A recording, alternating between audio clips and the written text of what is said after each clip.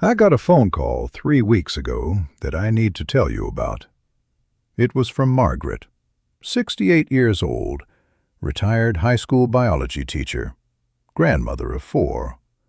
She called my office, crying. But these weren't sad tears. She said, "Dr. Gulden, I feel like myself again. For the first time in 10 years, I actually feel like myself." I stood there holding the phone, and I thought, this is exactly why I became a doctor. Because Margaret didn't do anything extreme. No special supplements, no expensive treatments, no complicated meal plans. She changed when she ate and what she ate. That's it. And her body responded in ways that honestly surprised both of us. I'm Dr. Maria Gulden. I've been practicing cardiology and metabolic health for 25 years. And today, I want to share what Margaret discovered, because it might change how you think about aging, and it might give you back something you thought was gone. Let me start with her story. Margaret walked into my office 2 years ago. She brought a folder. Inside that folder were lab results from the past 5 years.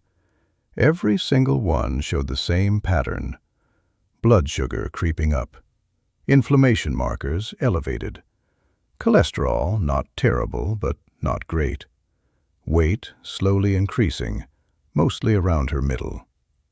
She'd tried everything her previous doctors suggested.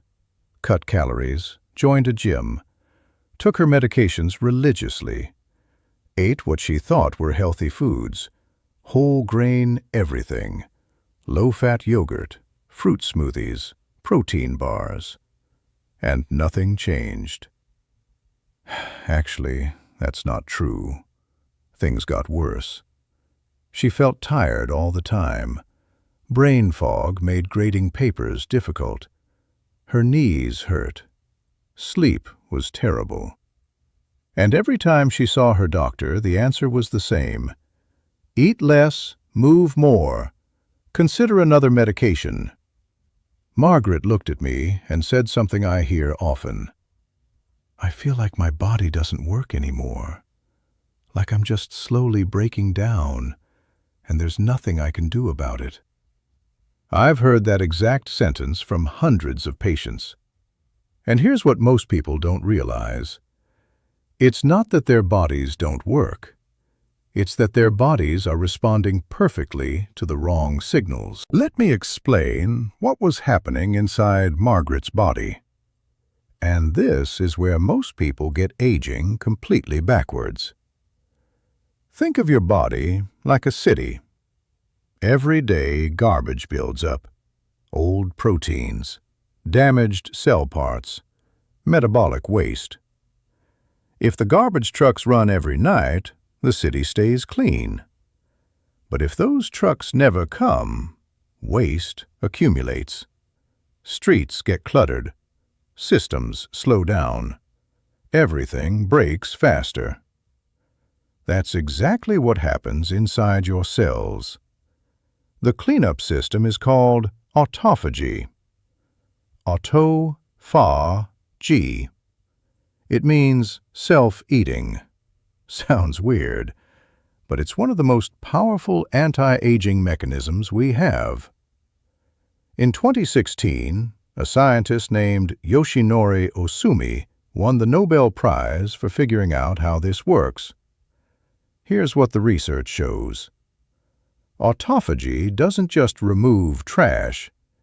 It recycles damaged parts into new energy. It repairs DNA. It strengthens mitochondria, your cellular power plants. It reduces inflammation. This is why people with active autophagy age slower. Their cells stay cleaner, more efficient, more resilient. Now here's the part that shocked Margaret when I explained it. Autophagy turns off every time you eat. Every single time. Even healthy food. Because when you eat, insulin rises. And insulin says, we're in growth mode, building things, not cleaning. Growth is important, but constant growth without cleanup accelerates aging. Margaret was eating 6 times a day. Breakfast, mid-morning snack, lunch, afternoon snack, dinner, evening yogurt. All healthy foods, but her cells never got a break. Insulin stayed elevated 16 hours a day. Autophagy barely turned on. So her body was building new damage faster than it could clean old damage. That's not a willpower problem. That's a biology problem. And here's the good news. It's reversible. I asked Margaret to try something simple. Stop eating after 7 p.m. Don't eat again until 9 or 10 a.m. That's it. 12 to 15 hours without food. She looked at me like I was crazy. Won't I be starving? I said, you might be hungry at first, but hunger and starvation are not the same thing. Your body will adapt. She agreed to try it for 2 weeks. The first 3 days were rough. She felt hungry at night. Mornings felt strange. But by day 5, something shifted. She woke up with energy. Not the sluggish, need 3 cups of coffee energy. Real energy. Her brain felt clearer. Her stomach felt lighter. She didn't need a mid-morning snack. By week 2, she noticed her clothes fitting differently. Not dramatically, just a little looser around the waist. By week 4, we ran labs. Fasting blood sugar dropped 12 points. Inflammation marker, CRP, spelled CRP, cut in half. Triglycerides improved. Margaret said, I don't understand. I'm eating the same foods, just different times. Exactly. Because longevity isn't about eating less. It's about giving your cells time to repair. Now, let me show you what else we changed. Think of insulin as a storage manager. Its job is moving nutrients out of your blood and into cells, essential for survival. But here's what happens when insulin is high all day. Your body stays locked in storage mode. Fat burning turns off. Cellular repair shuts down. Inflammation stays elevated. Over time, cells stop responding to insulin properly. That's called insulin resistance. And insulin resistance drives almost every age-related disease. Type 2 diabetes, heart disease, Alzheimer's, sometimes called type 3 diabetes, fatty liver, hormonal imbalances. This isn't about blaming carbs. It's about understanding timing. Margaret was eating whole grain toast for breakfast, fruit mid-morning, sandwich at lunch, crackers in the afternoon. Every carb spike triggered insulin, multiple times a day, for years. Her cells were exhausted from constant insulin signaling. So, we made 3 changes. 1. Compress eating into 2 solid meals. No grazing. 2. Eat protein and fiber before carbohydrates. This slows glucose absorption. 3. Walk 10 minutes after meals. Movement pulls glucose into muscles without spiking insulin. Within 6 weeks, Margaret's fasting insulin dropped 30%. Her doctor was stunned. But here's what Margaret cared about most. She could think clearly again. Her knee pain decreased. She slept through the night. Her mood stabilized. Those aren't side effects. Those are direct effects of stable insulin. If this is making sense so far, consider subscribing. I share tools like this every day to help you understand how your body actually works. Now, let me introduce you to Robert. Robert is 71, retired aerospace engineer, sharp mind, loves problem solving. He came to me frustrated. He'd read everything about longevity, bought the supplements, followed the biohackers, tracked his labs obsessively. But his cholesterol stayed high, his energy stayed low, and his gut health was a disaster. I asked him, "What does a typical day of eating look like?" He pulled out his phone and showed me a tracking app.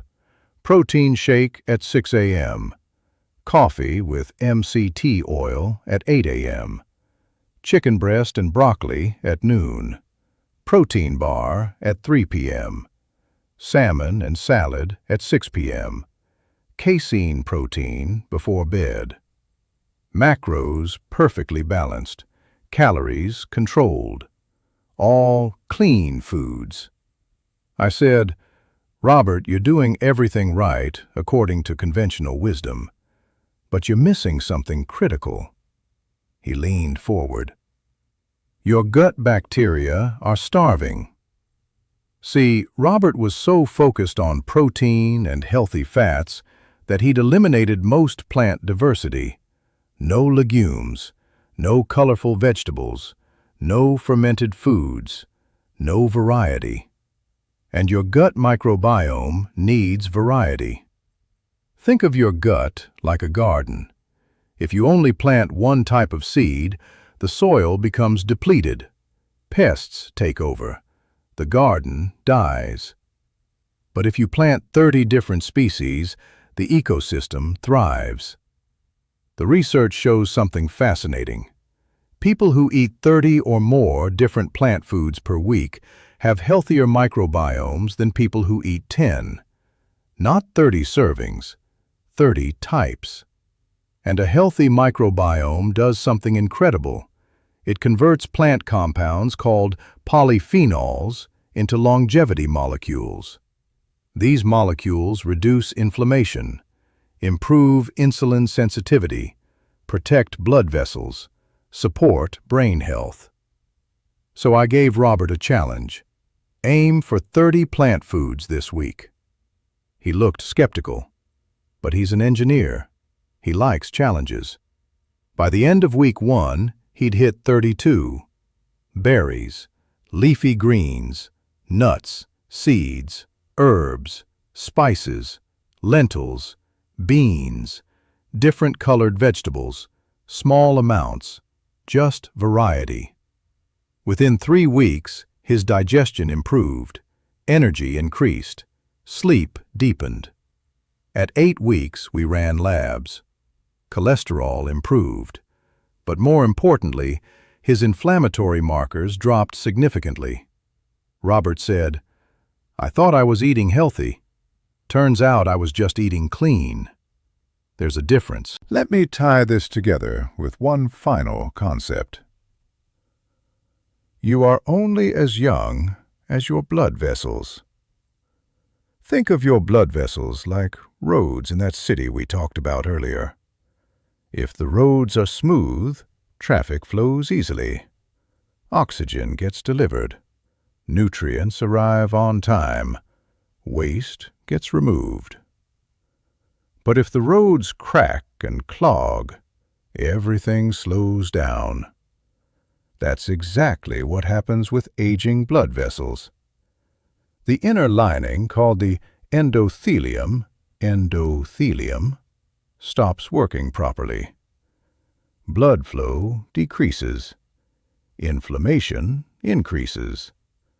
Cholesterol starts sticking. Plaque forms. And this isn't just about heart attacks.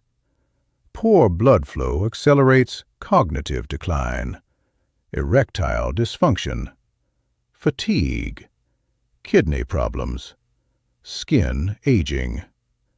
Everything suffers when blood vessels age. Now here's the powerful part. Certain foods directly protect and regenerate that endothelial lining.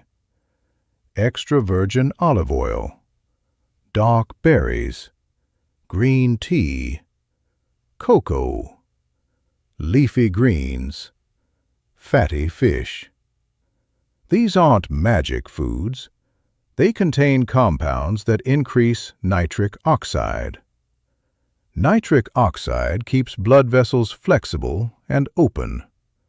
People in long-lived populations, places like Sardinia and Okinawa, eat these foods daily, not as supplements, as food, simply, consistently. And their blood vessels stay young longer. Before I wrap this up, I need to share something important. Everything I've shared today is based on research. But research is not a prescription. If you're on medication, especially for blood sugar or blood pressure, do not make changes without talking to your doctor first. Fasting, even short overnight fasts, can affect medication timing. If you have a history of eating disorders, please approach time-restricted eating cautiously and ideally with professional support. If you're pregnant, breastfeeding, or managing a chronic condition, work with a healthcare provider who understands your situation. And if you ever experience chest pain, severe shortness of breath, sudden vision changes, or symptoms that feel wrong, seek immediate medical attention. This information is meant to educate, not replace medical care. Your safety matters most. So let me bring this back to where we started. Margaret called me 3 weeks ago. She told me she feels like herself again. That's not about weight loss. It's not about perfect labs. It's about energy returning, clarity coming back, hope replacing resignation. Robert told me something similar last week. He said, "I spent years optimizing the wrong things. Now I'm just eating like a human again." Both of them made simple changes. Compressed eating into 2 meals, stopped late-night snacking, added plant diversity, walked after meals. Nothing extreme, nothing expensive, just aligned with biology. And their bodies responded. Because your body wants to repair. It wants to function well. It just needs the right signals. If you found this helpful, I'd appreciate it if you'd subscribe. I post content like this every day because I believe understanding how your body works changes everything. And if this resonated with you, share it with someone who's struggling, someone who's been told to just eat less and move more, someone who feels like their body doesn't work anymore. This might be what they need to hear. Thank you for watching. I'll see you in the next one.